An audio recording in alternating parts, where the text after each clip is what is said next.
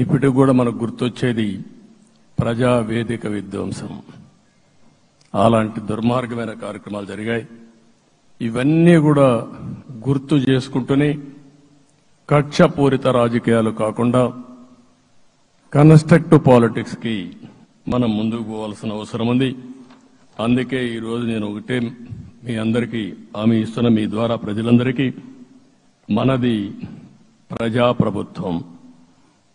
ఇకపైన మన ప్రభుత్వంలో ప్రజావేదికల కూల్చివేతలుండవు. 3 రాజధానులంటూ రాష్ట్ర భవిష్యత్తు ఆటలాడే పరిస్థితి ఉండదు.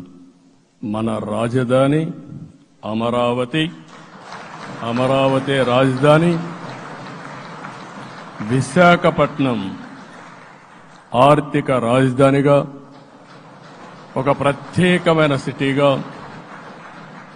ఆధునికమైన నగరంగా తయారు చేసుకుందాం.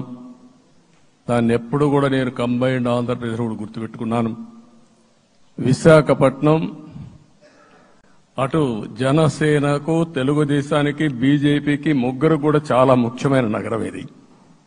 ఎందుకు నేను ఈ మాట అంటున్నానంటే, లాస్ట్ ఎలక్షన్లో 2014లో హరిబాబు అక్కడ ఎంపీగా గెలిచారు.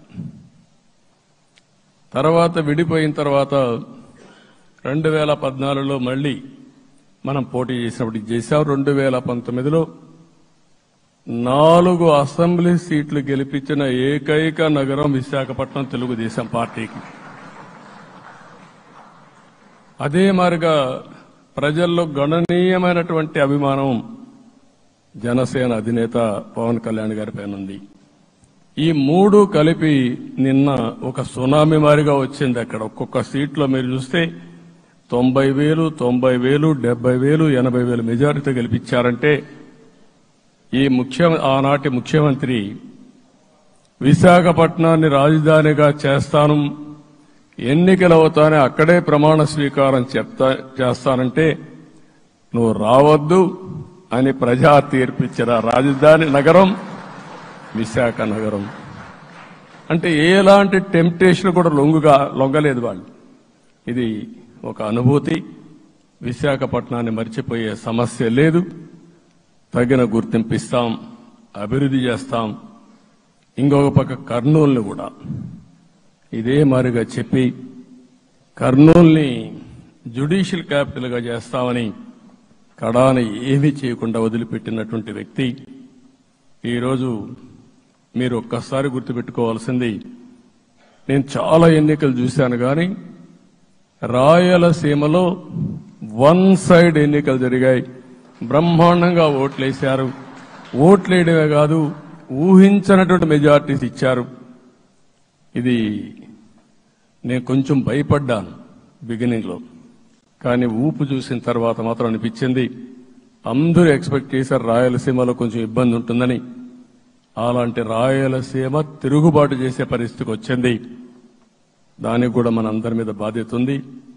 కర్నూలుని అన్ని విధాలా అభివృద్ధి చేసే బాధ్యత Telugu Desam party, Janasena, BJP, NDA కూటమి తీసుకుంటామని కూడా హామీ ఇస్తున్నాను.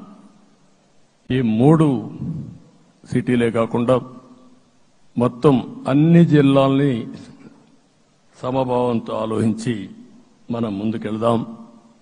ఇంకొక పక్క మనలో ఏ కోశాన కూడా అహంకారం ఉండకూడదు, అరాచకం అనేది ఎక్కడా కనిపించకూడదు. ఈ రాష్ట్రంలో అశాంతికి చోటు అనేది లేకుండా ముందుకు పోవాల్సిన అవసరం ఉంది.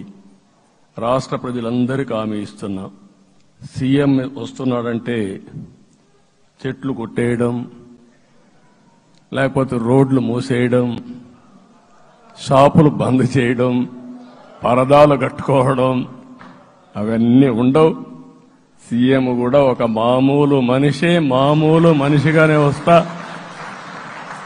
అందరితో కలిసి ఉంటాం.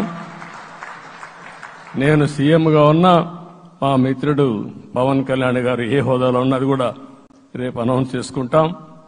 మేమందరం కూడా సామాన్యమైన వ్యక్తులుగానే వస్తాం మీ దగ్గరికి. మీలో ఒక వ్యక్తిగా ఉంటాం. మాకు హోదా సేవ కోసరం తప్ప పెత్తనం కోసరం కాదు. ఆ విషయం ప్రజలందరికీ